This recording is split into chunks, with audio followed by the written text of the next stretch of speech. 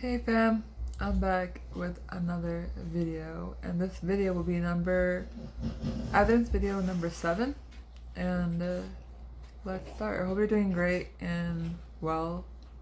Let's get into this video. So I ended with the last video, evidence number 6, where God was exposing the inside job, and the authorities, police, were involved. That's why I couldn't go and put a statement in of what was happening to me, the hate crime, the assaults, the harassment, the identity theft, all that. I couldn't because everybody was involved. This inside job scandal was bigger than me. So we left off where my mom was in the hospital. I stayed at a hotel, and yeah. So I think it was like a couple of weeks after, my birthday was coming close, and that time, like they went hard on me on my birthday with the witchcraft. They went so hard. It was really bad. Like they did they did conflict spells for me and my mom to be, just to have conflict and to butt heads, and we sure did.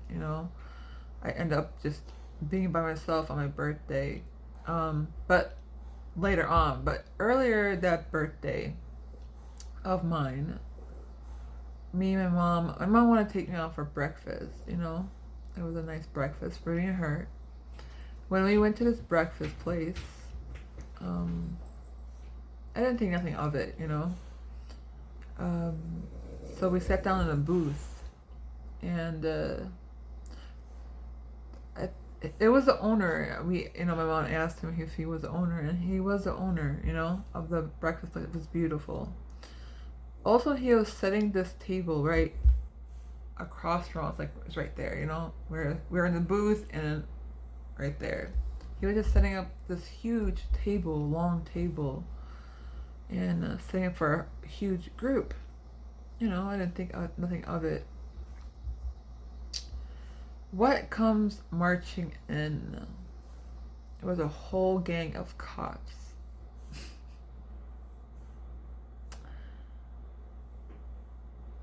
Gang of cops sat right in front of me, of us, right across our booth. And there was this weird feeling. You would think that, just for people to talk with each other when they're seated, whatever, and I can tell they're very quiet. My mom doesn't know, wasn't really with the, understanding the red flags. I know and I feel.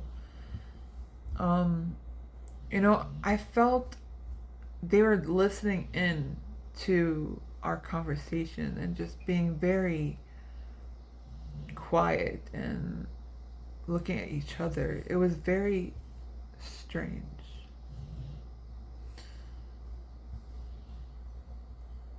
And, more going by and time passing by, and they're dead silent.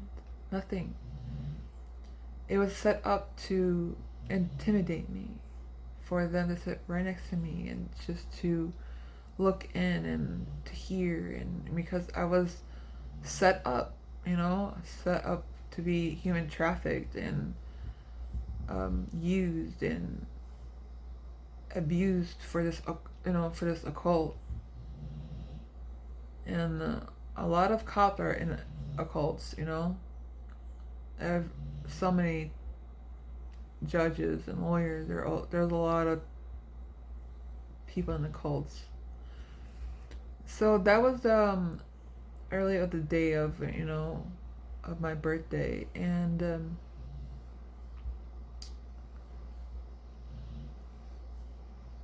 we went back to my house. My mom came back with me to my house, and Later on came by. I made reservation for my birthday dinner, but again, they did such like heavy spells on my birthday. They couldn't even leave me like on my birthday. Like it just was a mess. Um, we had a huge conflict. I told her get out. Just we had an argument, but it was the witchcraft that was being done to me to be angered and frustrated. So I kicked her out, and I was by myself on my birthday. Um, time came by. All of a sudden, these two cars parked in front of my house, just randomly weird. I didn't want to stay home, so I just I didn't want to stay home and just look at what the backyard neighbor is gonna do and just see weird things happening. I just didn't want to deal with it. I wish I didn't have an argument with my mom, but it is what it is. So I got up, dressed up, went out. I went to Chinatown by myself, ordered some food, and I just saw a lot of people just following me and stalking me. And it was heavy stalking and harassment. So yeah, that passed. A couple weeks passed by. I was home alone, just dealing with this situation and didn't know what to do. And my house was, pitch dark. And like I said before, no one knows my house but my mom. That was the deal. Because I did not want her to buy me a house from the beginning. Because, again, I did not want to be controlled and they were controlling me. But I had no other, foundation or anything to go by. I had to depend on them because I wasn't in a good situation. But I told her, if you want to buy me a house, these are my rules. And I want you to respect them. And she agreed. She said she would do anything just to have me in her life. I don't want to take advantage of nothing of her. Like, I just didn't want it. But if you want to gift me a house, because yes, they have trapped me, abused me, tortured me for 30 years, and kept me in the house to control me. And for her to want to help me, okay, fine, but I need to put some boundaries and rules of how I want things to be. So no one knew where I lived. Like, none of my family, like my sister, brothers, or my dad, they did not know. But a narcissist would always investigate and do and find things what they want to find to control the person they always have controlled. They cannot ever, when they lose control of someone, they go crazy, they get more obsessed. So my dad was obsessed. So anyway, I was home by myself. It was like I think it was like 10 o'clock at night. And my whole house was all dark. I just chilled in the dark. And I don't know where there was a knock on my door. And I was kind of surprised. And I looked at my phone to see the video camera was in front.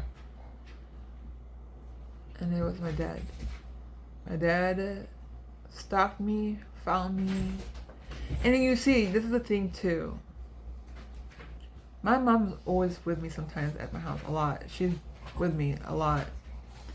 But he had to come by when I'm alone. That's always the goal of his. He always had to have me alone so he can do things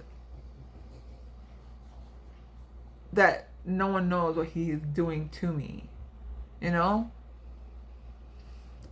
So he came alone, and I was shocked. I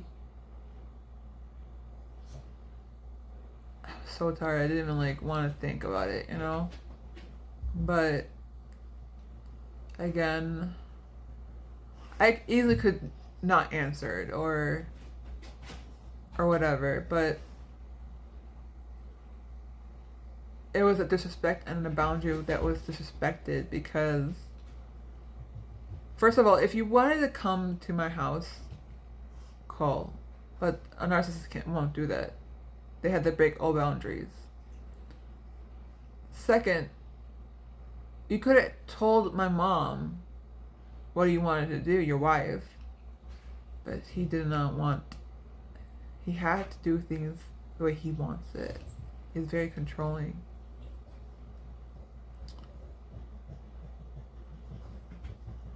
I answered the door, and I cannot lie to you. Like, my dog never barked in such a way in my life I have ever seen.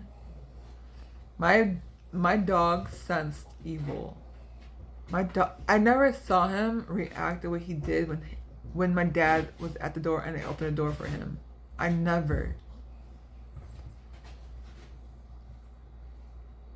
Then I opened the door. I said, "What are you doing here? What is this? Are you kidding me?" You know, like I went off. You know. How did he find my address? How, you know? It was just nonsense. I lulled him in. He had like 3 bouquet flowers, and then he started yelling, "Oh, you don't, you made me crazy. You will not sit down with me." And yeah, I'm not sitting down with you because of the mental illness you have and the sickness you have. Being a psychotic narcissist is a grandiose narcissist. It's intense. Like, he cannot, like, when I tell you the scary obsession he has of me, it's scary. And me not knowing that he was part of a cult all my life, and he was always doing black magic on me since I was little. Like, there were so much things that was like unfolding and understanding.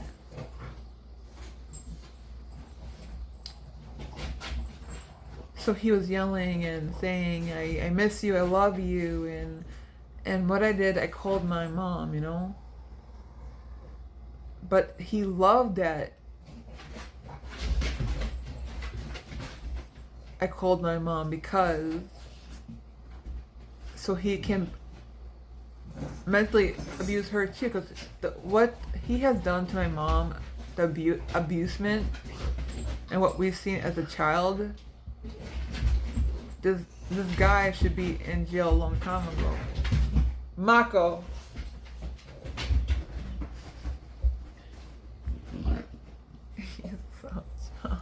I'm telling you, when I start videotaping, he starts going crazy. You good, Mako? You good? Hey.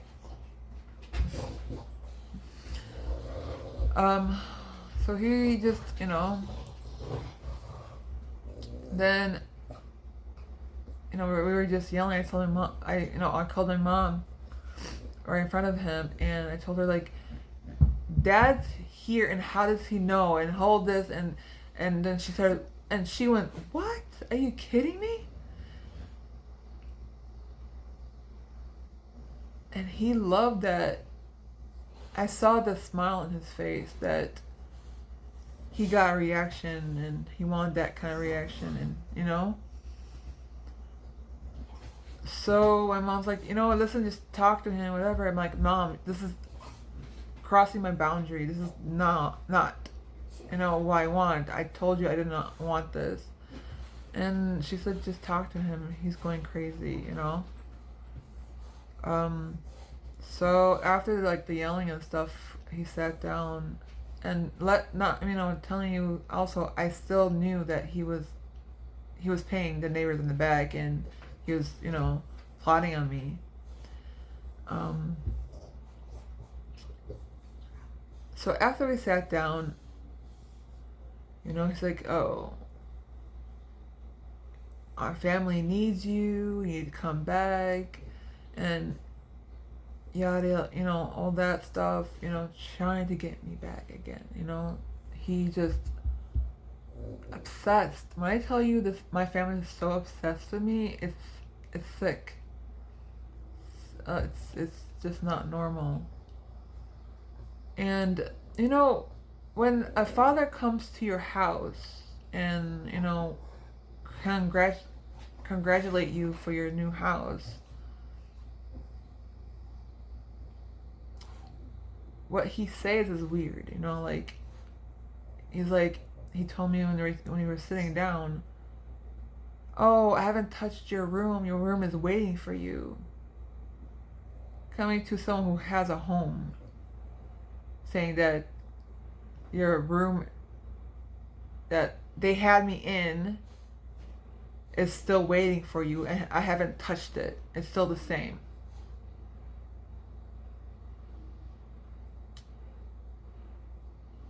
Oh, your family needs you. You need to come back. I haven't touched your room. The room is waiting for you. Coming to my house with flowers to congratulate my house, but then you're telling me you need to come back to your room? So he was already plotting on me to take me home, away from me. And that was the plot.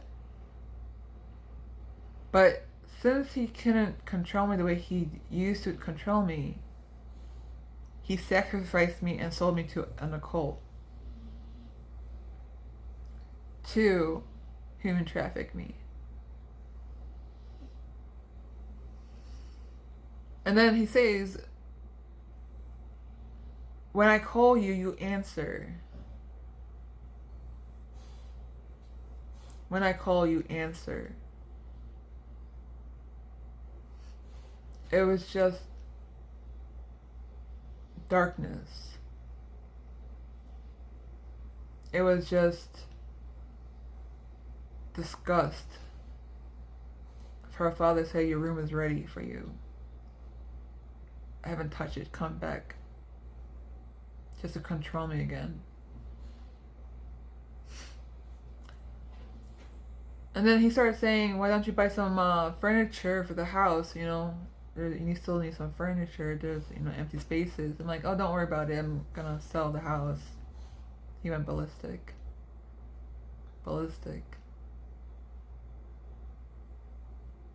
Hearing that triggered him.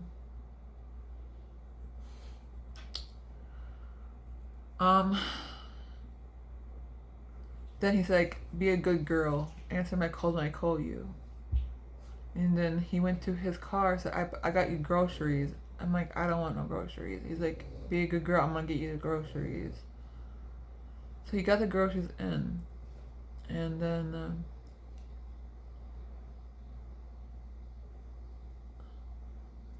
he hugged me, and then, I said goodbye, whatever. And so he left. I don't know what witchcraft or poison he had put on the groceries. The groceries, there was like steaks. My dad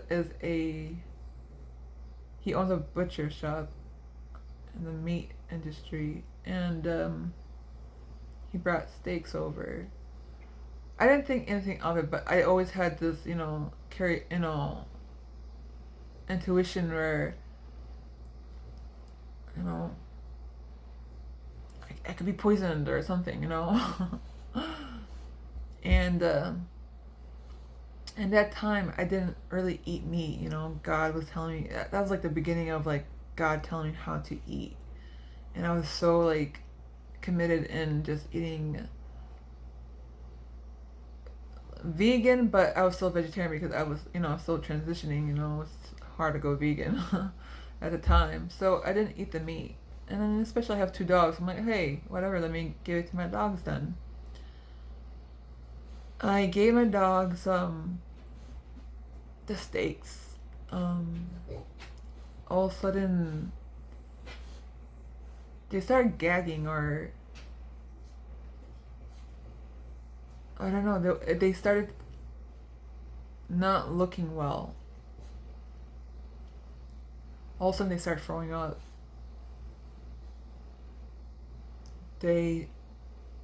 Mako especially, because he ate more. He's more bigger in like the raw meat and food.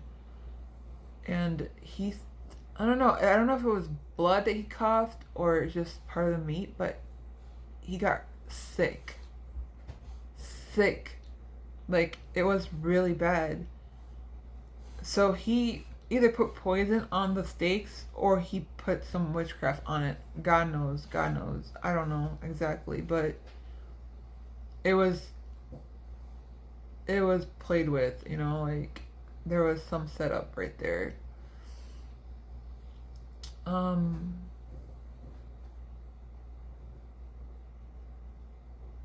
After that, he started calling me more and more, and he texted me and why aren't you texting back and all that, and he was getting more aggressive.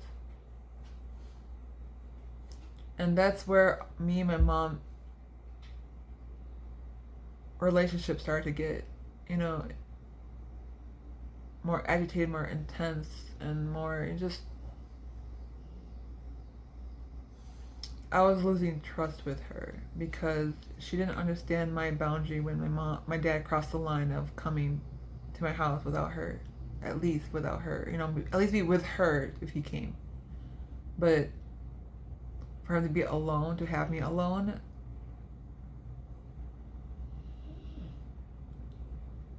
it was becoming worse every day. This is video evidence number 7. Number 8 will come next. And thank you. I love you. Bye. A little tired today. Cheers. Drink your water.